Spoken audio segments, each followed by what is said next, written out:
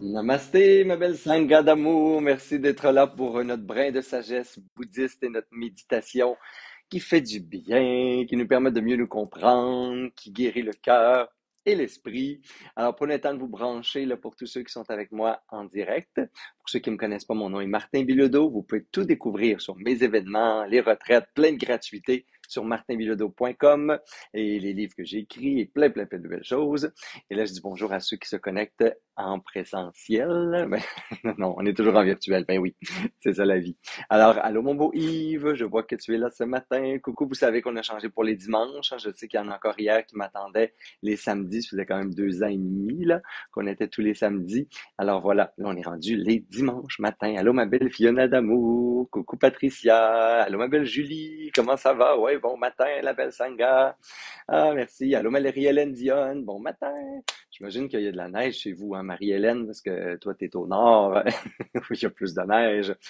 Nous, ici, il y a moins de neige. Il fait même très chaud. Attendez, d'ailleurs, je vais ajuster un petit peu mon truc. J'ai l'impression d'être bas ce matin. Ouh, et voilà. Donc, voilà. Il n'y a pas de neige, mais il commence à faire humide au Mexique. Donc, il y a même des gens que j'ai entendus se plaindre de la chaleur cette semaine au Mexique. Ouais, tu sais, quand t'as la peau moite et il fait 34 degrés, là. Mais c'est ça. Il y en a qui retournent au Canada des fois, hein. Il y en a qui passent quelques semaines ici, qui retournent, qui étaient bien contents de retrouver la fraîcheur justement du Québec. Alors voilà. Bonjour tout le monde. Heureux que vous soyez là ce matin. Prenez le temps de vous connecter. Si vous voulez, n'oubliez pas, vous pouvez toujours partager, hein. Je pense qu'il y a un piton quelque part, là. Vous pouvez aussi m'écrire des petits commentaires. Coucou, c'est comme ça que je vois Chantal Blais qui est là ce matin, à qui je peux dire bonjour. Allô, mon beau Prémèche, qui est là du Sri Lanka. Content que tu sois là. Coucou.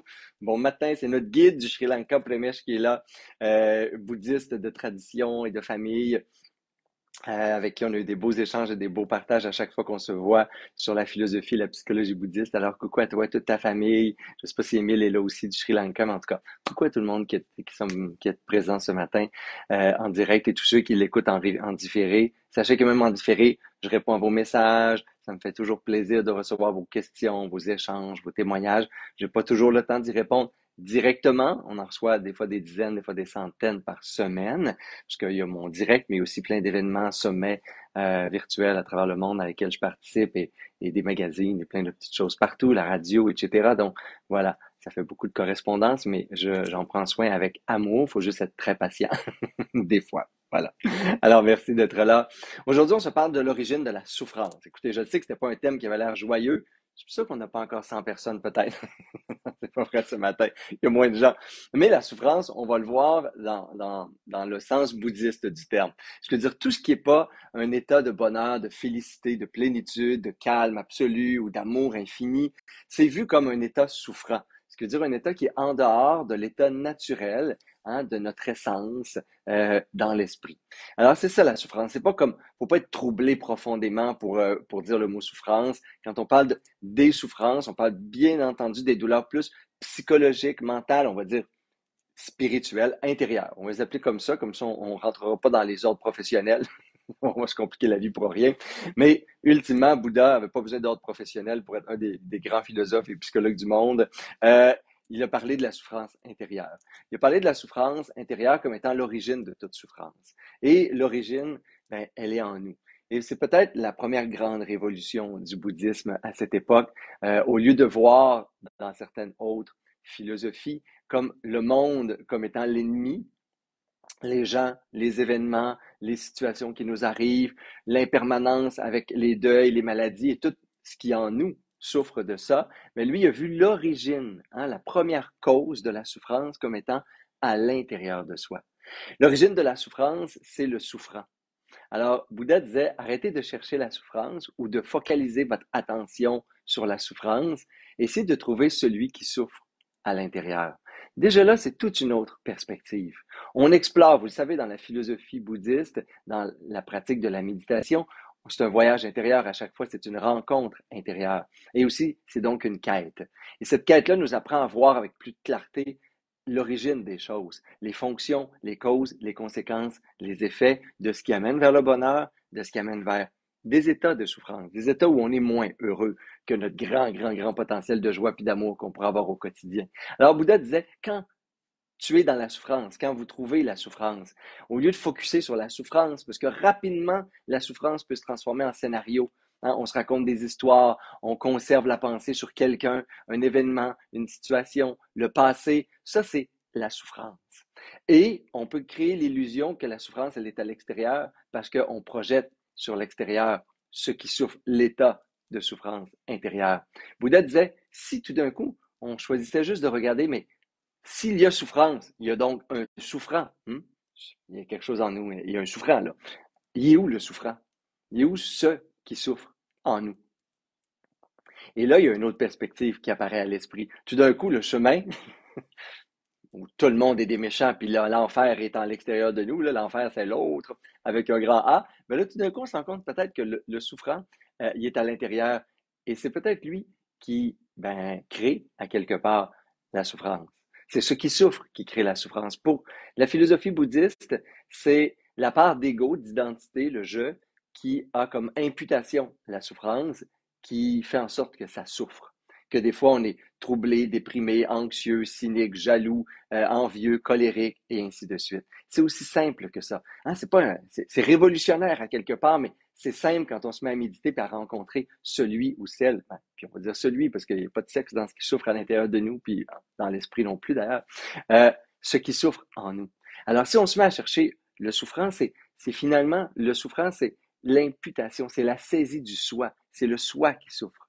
Et le soi qui souffre, eh bien, on va essayer de le rencontrer et magiquement, quand on va essayer de le rencontrer, on va voir qu'il ne souffre pas dans son identité véritable, dans son essence véritable quand je me rends compte, et c'est ça la beauté de la méditation, c'est plus je vais en profondeur, plus je me dégage de la souffrance, des scénarios, des pensées, des projections de souffrance, hein, des schémas, même des croyances encore plus grandes sur la souffrance, plus j'essaie de rencontrer l'état de souffrance à l'intérieur, l'état de souffre, ce qui souffre en moi. Et vous allez voir, c'est impossible à rencontrer. Ça ne souffre pas. C'est comme une illusion que je perçais à chaque fois. Si je perce, hein, puis je lutte pas contre les pensées, je lutte pas contre les scénarios, je lutte pas contre les émotions, je vais juste chercher. C'est vraiment comme une recherche intérieure. Et lorsque je cesse de m'identifier, lorsque le je, le soi, cesse de s'identifier à la souffrance, aux scénarios, aux événements, aux idées, à l'intérieur, il n'y a rien qui souffre par nature. L'essence du soi, c'est la grande pensée bouddhiste, hein, c'est je suis déjà Bouddha. Il y a l'essence de Bouddha. Bouddha, c'était pas quelqu'un, c'est quelqu'un, puisqu'il y a quelqu'un et il y a des quelqu'un, on pourrait dire, qui ont connu des états d'éveil. Mais c'est Bouddha, ça veut dire celui, hein, celle qui s'est identifié à l'essence pure en elle-même. C'est la personne qui a retrouvé l'essence du soi, de soi, simplement, dépouillé de tout le reste, et qui a vu tout le reste comme un jeu de l'esprit. Ça ne veut pas dire que ça n'existe pas, l'illusion, hein, qu'on va appeler Maya, hein, cette illusion-là de l'esprit, du mental, du jeu, là, de mon identité, elle existe parce que je la crée. Alors, c'est comme si j'écoutais la télévision, ça existe. Un film, on va voir un film, tout le monde, là, ça existe. On parle de mes souffrances, ça existe. Ça existe comme un film. Ça existe comme une histoire que je raconte. Ça existe comme un flot d'idées qui est là, qui passe, un scénario. Des fois, il y a des images. Et c'est ça qui souffre en moi. Mais si je cesse d'imputer, d'identifier, de relier les souffrances, les scénarios, les expériences à je, à mon essence, à mon soi profond, ben tout d'un coup, je me rends compte que s'il n'y a rien qui souffre en moi, si j'ai plus de cristallisation à quelque part de mon identité, là, si mon je n'est pas aussi important, mon ego n'est pas aussi important, ben le souffrant va disparaître et donc les projections vont disparaître et donc tout ce que je prends personnel va disparaître et donc ben il n'y aura plus de souffrance. Tada! Parce que ce n'était qu'une illusion du mental. C'est merveilleux, hein? C'est aussi simple que ça. Fait que ça revient à dire que je souffre. C'est vrai ça. Parce que le je, l'identité, l'ego, c'est lui qui fait souffrir. Lorsque je cesse de m'identifier au souffrant en moi, ben, les projections de souffrance, les idées de souffrance, les scénarios de souffrance vont tout simplement disparaître. Si je choisis ultimement de m'identifier, de chercher en moi mon essence, je vais trouver ultimement une paix profonde, une joie, hein, infinie et un amour indestructible. C'est C'est la voix de Bouddha, c'est la voix des êtres éveillés, c'est la voix des méditants, c'est la voix de tous ceux qui, vous le savez, ça vous arrive, ça a l'air mystique, là, ce que je viens de dire peut-être des fois, ou très très loin, mais des fois quand vous abandonnez le souffrant, hein, le je, l'identité qui souffre, même quand vous marchez, là, vous vous distrayez un peu, là, vous êtes en forêt, vous flattez votre chat là, pendant une fraction de seconde, hein? N'est-ce pas? Ça vous arrive aussi d'arrêter d'être celui qui souffre, celle qui souffre, d'arrêter d'être le drame, le stress, etc. Puis là, tout d'un coup, il y a comme une puff qui goûte bon à l'intérieur. Là. Ben, c'est ça. C'est là. C'est ça, Bouddha. Hein? C'est comme si on faisait des petits pas là, vers le nirvana à l'intérieur de soi. Je cesse de créer, donc l'origine, c'est moi, c'est la pensée, c'est le mental, c'est l'ego, c'est celui qui s'identifie à la pensée, qui s'identifie à la situation, qui n'a pas compris que tous les autres êtres humains, ils souffrent aussi. Puis tout ce qu'ils font, tout ce qui agissent, tout ce qui arrive, c'est juste du monde qui souffre, puis qui projette leur souffrance dans des actions, dans des paroles. Et si je m'identifie à ça, puis je le prends personnel, ben je souffre encore plus. Puis probablement que moi aussi, ben je fais souffrir les autres. Hmm. Et que je deviens l'origine de la souffrance des autres. Mais il faut que je me rappelle aussi que je ne suis qu'une projection. Je ne suis que ce qui souffre tant que je m'identifie à la souffrance, tant que je m'identifie au mental, tant que je m'identifie à mes histoires, à mes scénarios. Et le jour où je comprends que ça, c'est juste du vent, que c'est juste un film, eh bien, je peux choisir un beau film à l'intérieur. Je peux choisir d'aller encore un peu plus loin, de regarder qu'est-ce qui est là, au-delà de l'écran mental, au-delà du film. Qui est la conscience qui regarde le film? Hein? Qui est témoin de la souffrance? Qui en moi, quelle est hein, l'essence, la texture de la conscience qui ressent les émotions, qui voit la pensée, qui pense? Qui est le penseur? Le penseur, il souffre pas, le spectateur, il souffre pas, le témoin, il est pas souffrant. Ça souffre pas.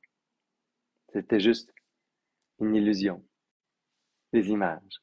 Et on va méditer là-dessus, sur cette qualité justement d'être absolu, un peu dégagé, un peu de distance sur ce qui n'est pas moi finalement, ce qui est juste des projections d'un moi hein, égotique, de l'ego qui prend personnel, qui s'identifie aux choses, qui se projette dans les situations, les paroles, les relations. Au-delà de tout ça, il y a mon essence, il y a un moi véritable, encore plus libre, encore plus infini, hein, qui n'est pas entaché de toute cette souffrance-là et de toutes ces transactions avec le monde extérieur. C'est ce qu'on essaie de retrouver pour être frais à quelque part, comme si on était comme dans l'innocence et la pureté de, de l'enfance, mais la belle, celle qui n'a pas été tout de suite contaminée, là. Mais on retrouve cette fraîcheur de vivre-là, où tout d'un coup, comme une petite fleur, là, hein, petit bourgeon du printemps, là, une fleur nouvelle. L'arbre, il ne se rappelle pas qu'il va mourir hein, à l'automne. Il donne une fleur comme si c'était une fleur éternelle. Il n'est pas dans le trauma, il n'est pas dans la mort, il n'est pas dans les perspectives du passé, il n'est pas dans y a-tu mouillé, y a-tu une sécheresse cette année. Hein? Il va livrer ses bourgeons, on va livrer les fleurs, les jardins, la vie, la nature. Elle explose dans une fraîcheur qui est constamment renouvelée. L'esprit, l'essence de notre esprit, peut chaque matin renaître comme un lotus. On voit souvent l'image du lotus au cœur, comme une fleur, comme dans son essence. Il peut renaître dans sa fraîcheur absolue, infinie, chaque jour. Si je cesse de regarder la télé, mon mental, et de me réduire à la petite personne que je suis. Et je choisis d'être dans mon essence, dans ma grandeur, dans quelque chose de sublime et infini en moi. Je vous invite à prendre une belle posture de méditation pour essayer de justement faire une pratique sur l'essence. Qu'est-ce qui est là quand tout le reste est dépouillé, est libéré, est abandonné?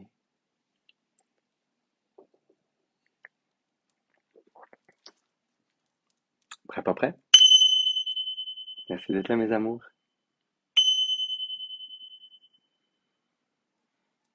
Et vous pouvez doucement prendre une posture dans laquelle vous êtes confortable et complètement immobile.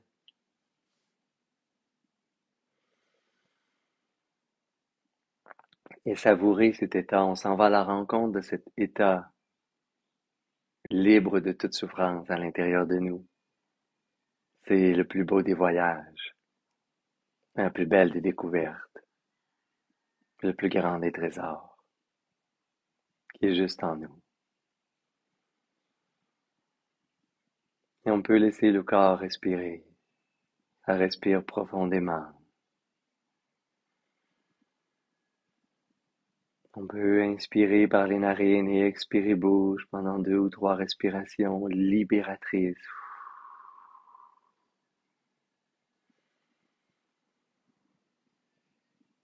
Longue inspiration profonde, longue expiration profonde. Et comme une vague, le souffle entre dans le corps et libère le corps.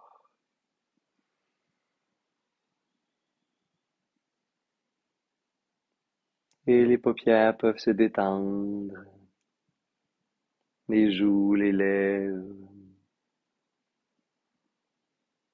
les épaules, la poitrine,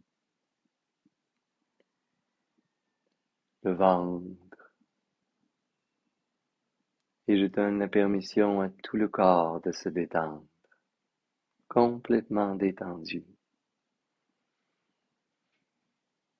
Ma respiration est agréable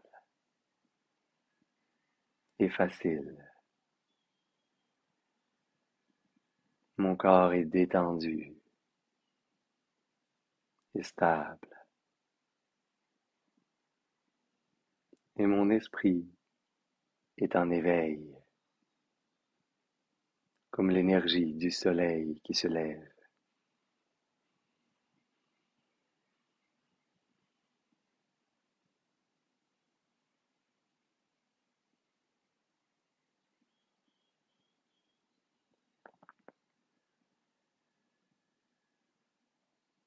Et bien qu'il y ait des sensations dans ce corps,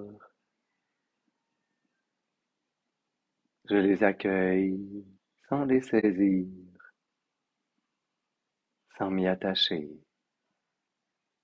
comme si ma conscience bougeait, libre dans le corps, complètement libre.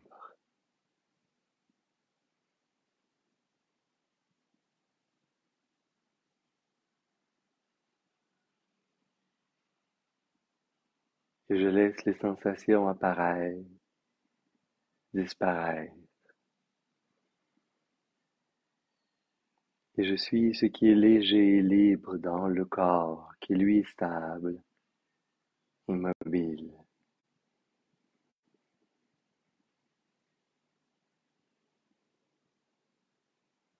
Et les sensations apparaissent, se transforment et disparaissent, simplement.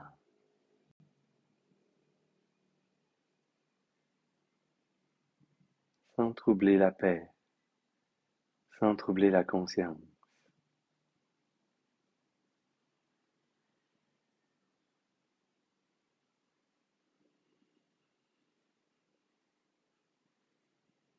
Et je suis également présent dans l'espace où je suis.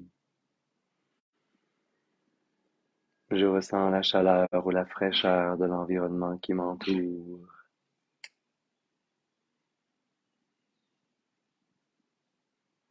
Je suis conscient de la posture de mon corps dans l'espace où je suis.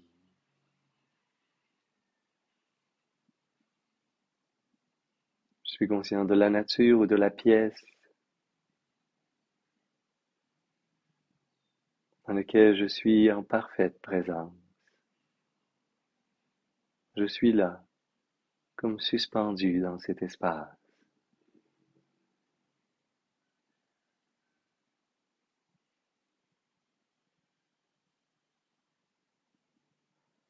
Je ressens l'espace qui m'entoure. Je peux délicatement capter les sons qui viennent à mon attention,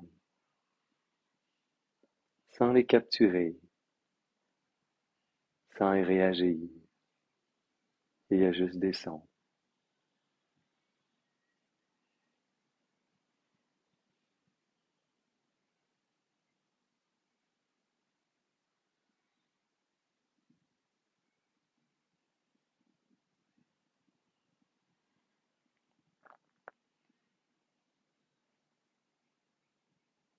Et bien que dans mon esprit, ça pense à des idées, ça pense à des images,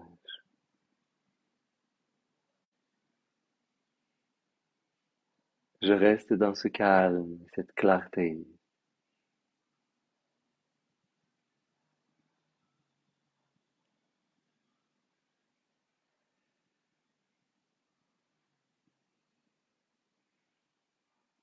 J'existe à travers les sensations, j'existe à travers les sons et l'espace, et j'existe au-delà des pensées et des images de mon esprit.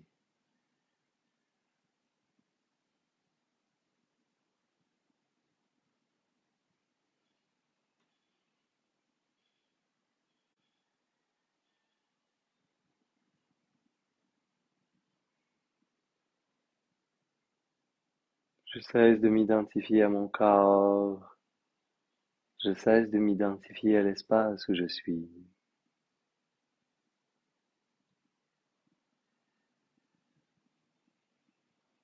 Je vois tout ce qui existe et je le laisse être tout simplement, comme je laisse être la pensée. Je laisse être les images intérieures.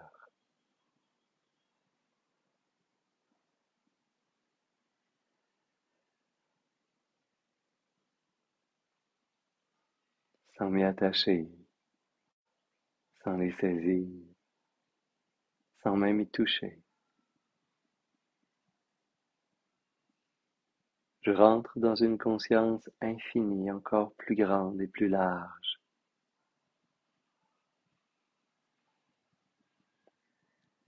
quand dans mon essence, je peux contenir les sensations, être en présence dans l'espace où je suis, et être également cette clarté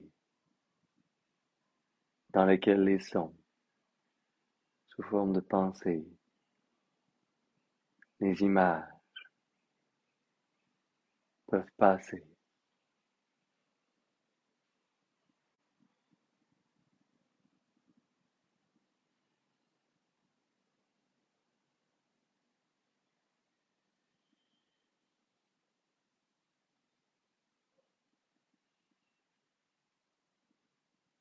Il n'y a plus d'effort à faire. Il n'y a plus rien à saisir. J'abandonne. Je suis.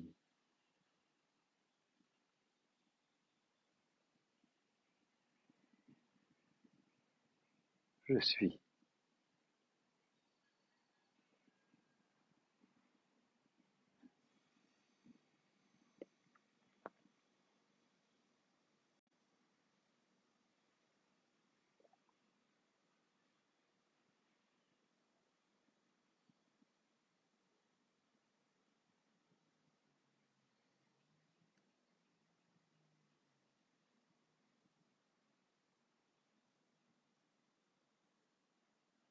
Et je savoure cet état d'être.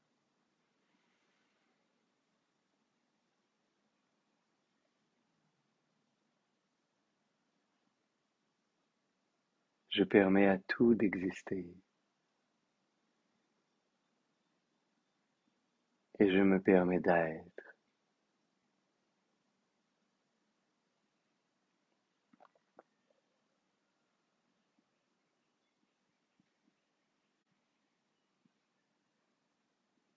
Libre et infini, je suis. Au-delà des sensations, je suis.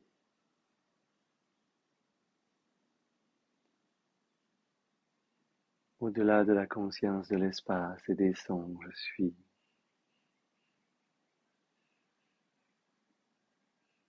Au-delà des émotions, je suis.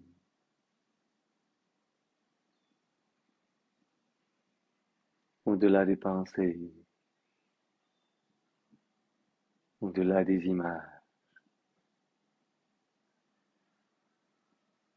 Je suis.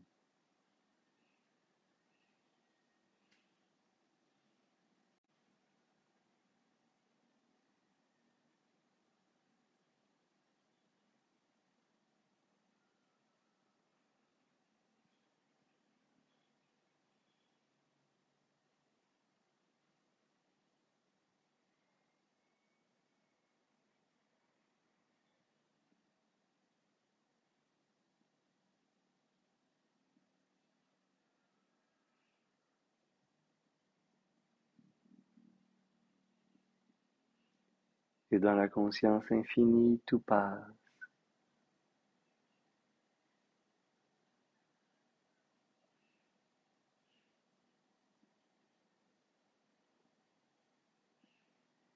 Tout disparaît.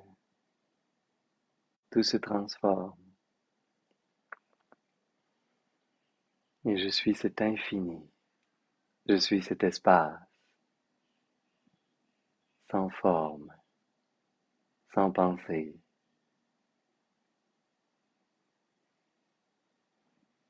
sans souffrance.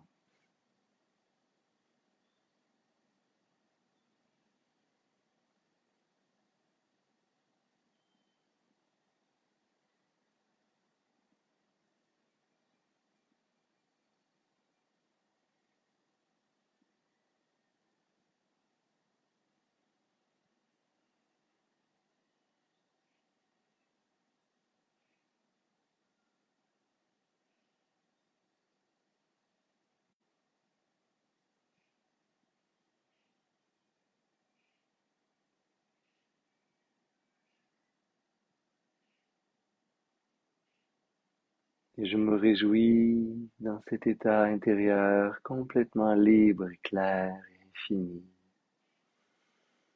dans lequel je respire avec conscience, dans lequel je suis avec conscience.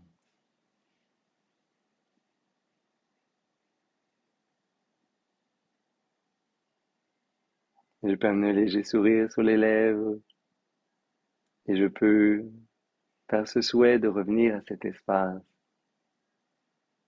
dès que j'en ressens le besoin,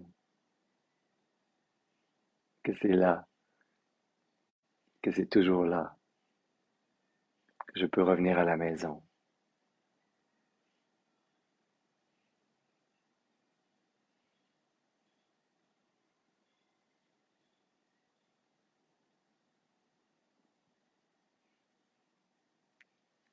Et on peut prendre quelques respirations plus profondes ensemble si vous voulez.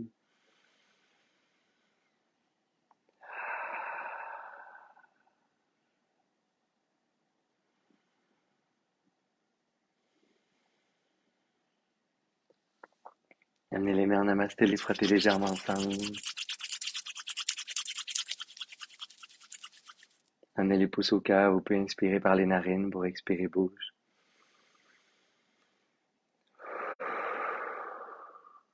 Pour réjouir du moment présent.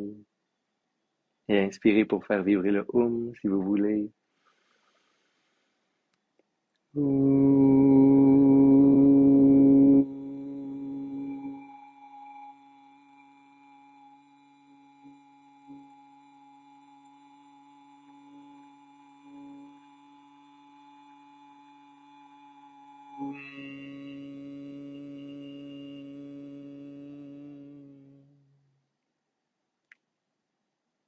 Namaste.